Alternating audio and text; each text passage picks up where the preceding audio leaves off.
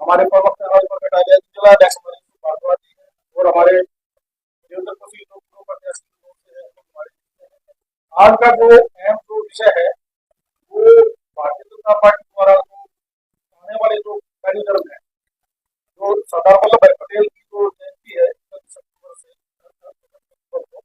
उनके शब्द हम लोग कुछ अहम और मुद्दे हैं जो पार्टी जो आने वाली जो गतिविधियां है उनसे सब अध्यक्ष जी एक साल के सरकार में ब्यौरा आपके सामने रखेंगे, और अध्यक्ष जी जो आने वाले कार्यक्रमों के बारे में अवगत कराएंगे। और जो कार्यक्रम है जो हमारा मीडिया का ग्रुप है उसमें और एक पीडीएफ कॉपी है वो आप सभी के नंबरों पर जा सकती है, यहाँ भी देखिए अगर बात रह जाए तो आप उसे भी कंसल्ट कर सकते हैं। धन्यवाद।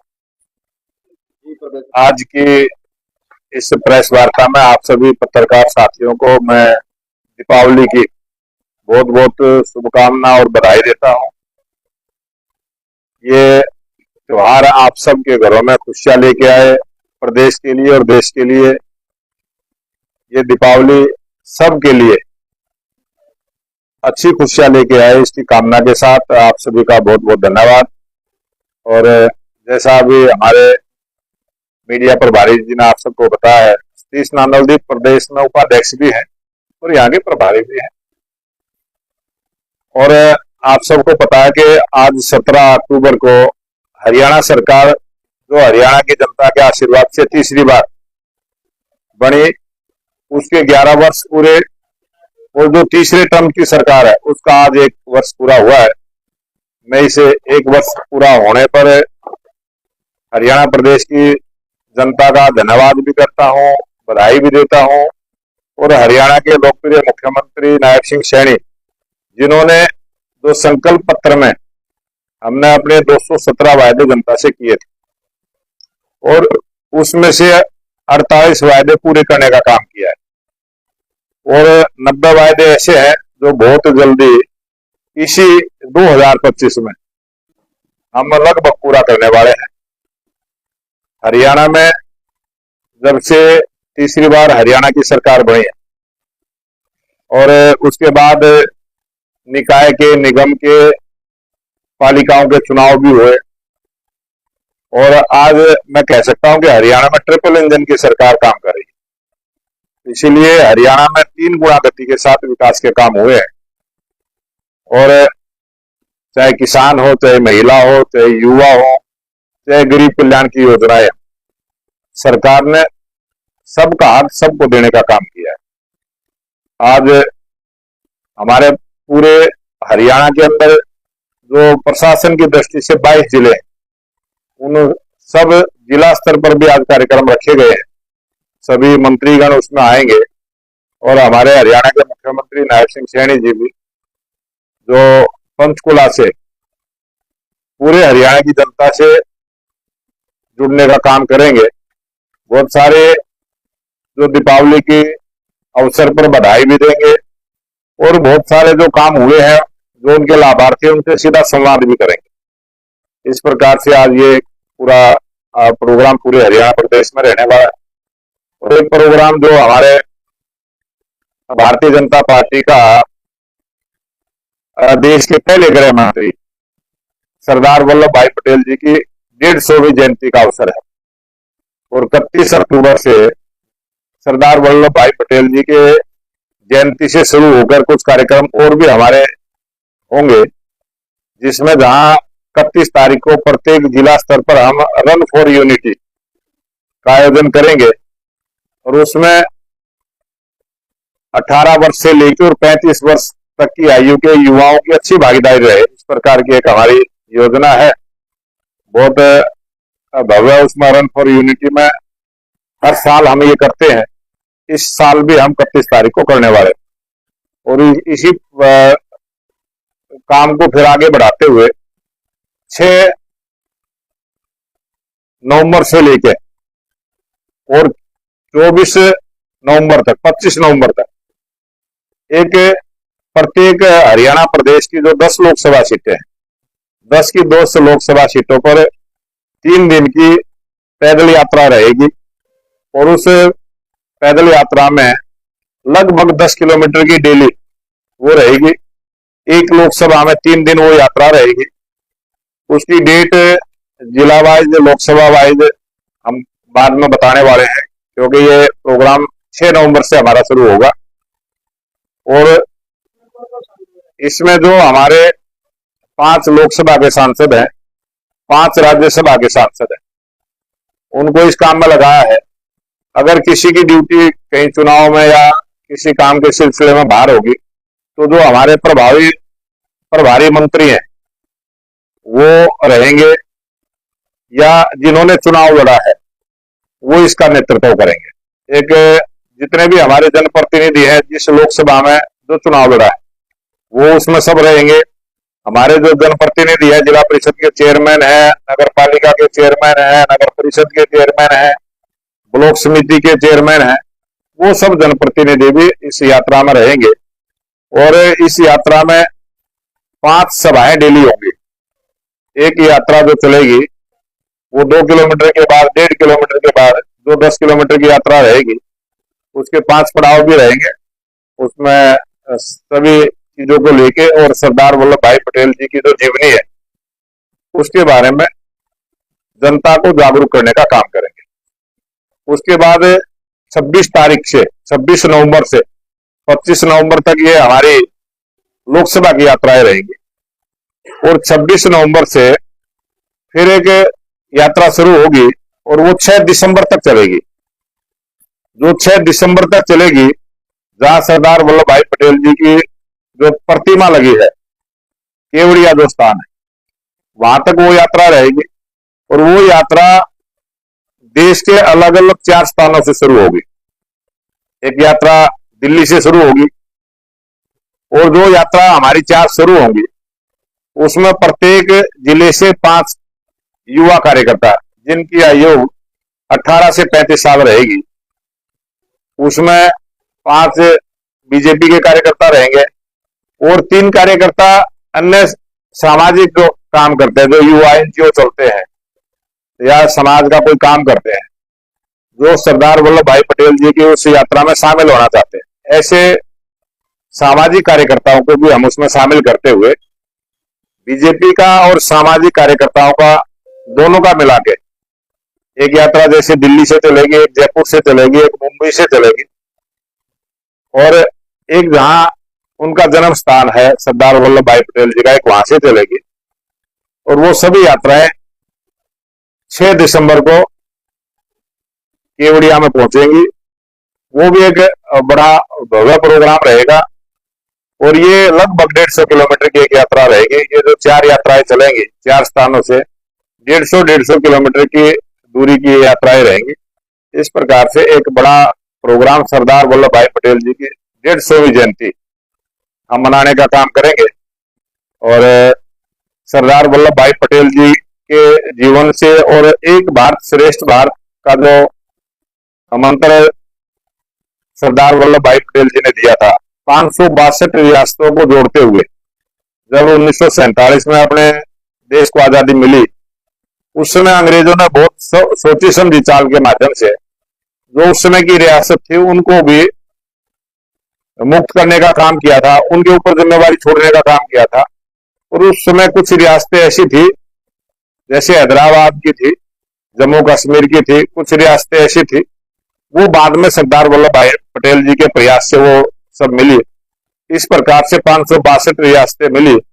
और जो उस समय ही जो कांग्रेस पार्टी ने जिस प्रकार से जम्मू कश्मीर में धारा 370 लगाते हुए एक विशेष दर्जा देने का काम किया था, उसको भी हमारे देश के लोकप्रिय प्रधानमंत्री नरेंद्र मोदी जी की सरकार ने, अमित शाह जी ने एक प्रस्ताव रखा और 370 धारा को भी समाप्त करते हुए पूरे देश को एक माला में पिरोने का काम किया है।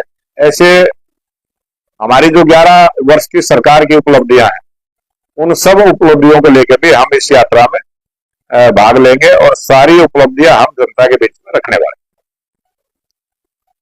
दीपेंद्र हुड्डा सरकार देश के प्रधानमंत्री सोनीपत में बड़ी रैली कि राहुल गांधी के आने की वजह से मोदी की रैली जो है। राहुल गांधी तो पता नहीं कहाँ कहाँ घूमते हैं, और राहुल गांधी जहां जाते हैं वो तो बीजेपी की वोट बढ़ा के आते हैं।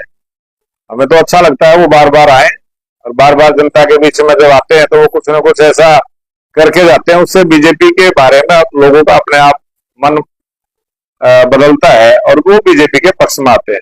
और अब तो कांग्रेस के लोग भी कहने लग गए कि जब तक राहुल गांधी है, जब तक बीजेपी को चिंता ही नहीं है का कोई भी, तो राहुल गांधी बार बार आए, उसके लिए कोई ऐसी बात नहीं।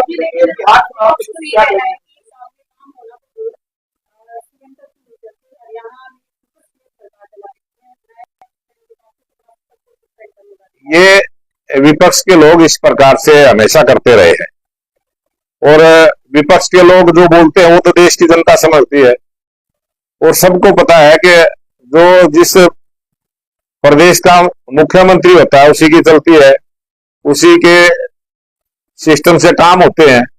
लेकिन राजनीतिक तौर से ये बात कहने की कांग्रेस वालों को, क्योंकि झूठ बोलने में बड़ा मजा आता है, और कांग्रेस वाले झूठ बोलकर जनता को गुमराह करने का प्रयास करते हैं और इसी प्रयास में लगे रहते हैं।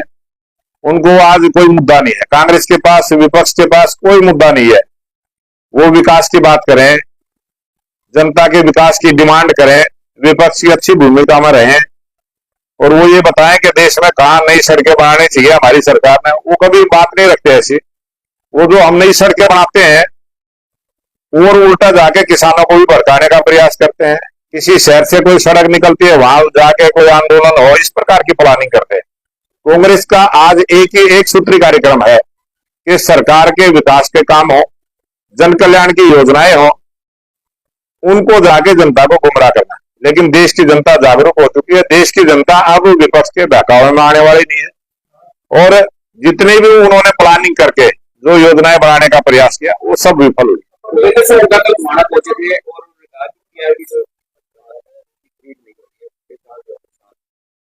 आज आप मंडियों में जाएंगे तो आपको खरीद होती हुई नजर आएगी। आज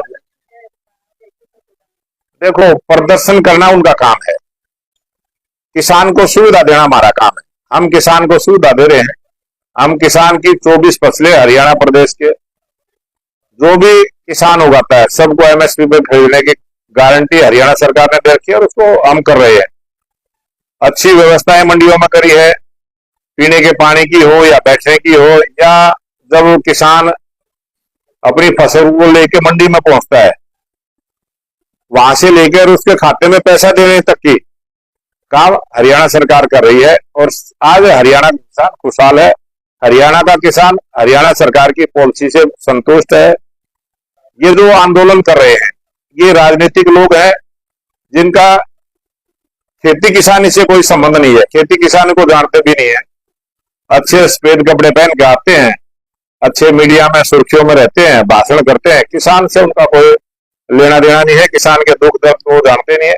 आज हरियाणा प्रदेश के लोकप्रिय मुख्यमंत्री नायब सिंह सैनी की सरकार और खुद नायब सिंह सैनी किसानों के रोज संपर्क में रहते हैं, रोज मिलते हैं, रोज उनके काम करते हैं।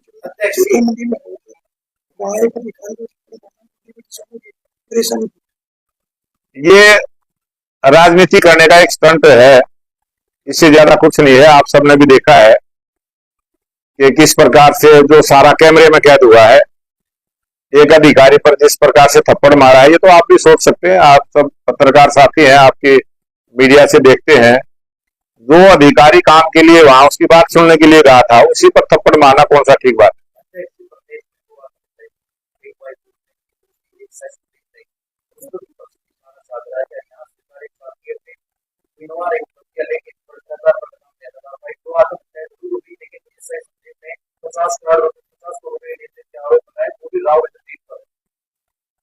ये जिस प्रकार से दोनों घटनाक्रम हुए हैं बहुत दुखदायी है। इस प्रकार की कोई भी घटना ना घटे और किसी भी परिवार में ना घटे, देश के किसी कोने में भी ना घटे। ये हमारे देश का संस्कार, हमारे देश की संस्कृति और हमारे देश का जो विचार है वो यही है कि सबका भाईचारा अच्छा बना रहे। लेकिन जब ऐसी दुर्घटना जो होती है, ऐसी दुखदायी जब घटना घटती है, उस पर भी जो राजनीतिक दल राजनीति करने का काम करते हैं। हम लंबे समय तक विपक्ष में रहे, भारतीय जनता पार्टी विपक्ष में रहते हुए कभी भी इस प्रकार की राजनीति करने का काम नहीं किया। लेकिन कांग्रेस और कुछ अन्य दल भी है, अलग अलग प्रांतों में अलग अलग क्षेत्रीय दल भी हैं, जो इस प्रकार के मुद्दे ढूंढते हैं। लेकिन देश की जनता जानती है, और ये इतने बड़े अधिकारी का इस प्रकार से बहुत बड़ी ये दुर्घटना है, उस परिवार के लिए भी, देश के लिए भी, प्रदेश के लिए भी जो चिंता का विषय है, इतने बड़े अधिकारी वर्ग में भी चिंता का विषय है, और उस पर राजनीति ना करें। और जिस प्रकार से संदीप लाठर जी जो एएसआई थे, वो भी साइबर ब्रांच में थे, और जिस प्रकार से ये घटना घटी है वो भी बहुत दुखदायी है, बड़ी कष्टदायक है। और जब वो आदमी चला जाता है, उसके पीछे जो परिवार रहता है उसको बहुत सारे संकटों से मुकाबला करना पड़ता है। लेकिन ऐसी बड़ी जो दो दुर्घटनाएं हुई, उनको पॉलिटिकल पार्टी जो अपने आप को राष्ट्रीय दल मानते हैं और उस परिवार से रोज संपर्क में किस प्रकार से रहे, किस प्रकार से इस केस को लंबा करने का उनका प्रयास रहा, वो सब मीडिया के सामने भी आया है, जनता भी जानती है। मैं तो इतना ही कहूंगा कि इस प्रकार की राजनीति ना करें।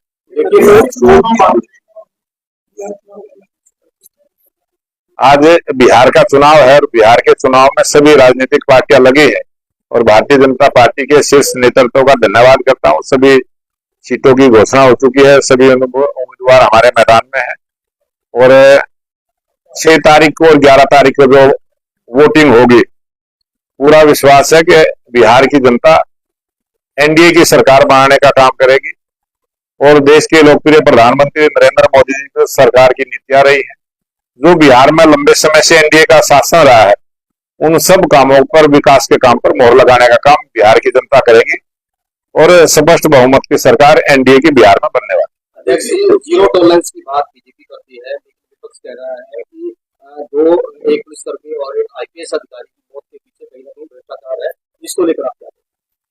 जो भ्रष्टाचार की बात हुई है, मीडिया के माध्यम से भी हुई है, सोशल मीडिया के माध्यम से भी हुई है, संदीप जी ने जो भ्रष्टाचार की बात की है और जो नाम उन्होंने लिया है, वो आज इस देश में नहीं है, वो एक प्राइवेट कंपनी के मालिक है, वो विदेश में बैठे हैं, और ये जांच का विषय है।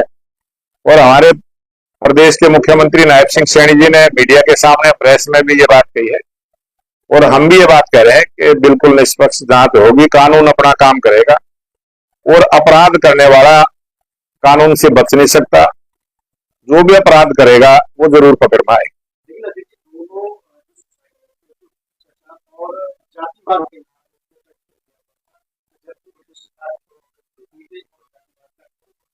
जब इस प्रकार का जो घटनाक्रम होता है, उस समय जो आदमी लिखता है, वो उसके अपने मन के विचार होते हैं, जो उसके जीवन में जो घटनाएं घटती है वो सब उसमें लिखा है, दोनों जगह नोट में लिखा है, और जो लिखा है उस पर निष्पक्ष जांच होगी और दोनों परिवारों को न्याय मिलेगा।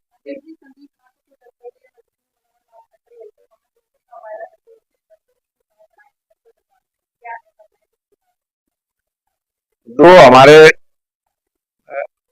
पूर्व में मुख्यमंत्री रहे हैं, वर्तमान में केंद्रीय मंत्री है, और जो बात वो कह के गए हैं, सरकार उस पर अमल करेगी।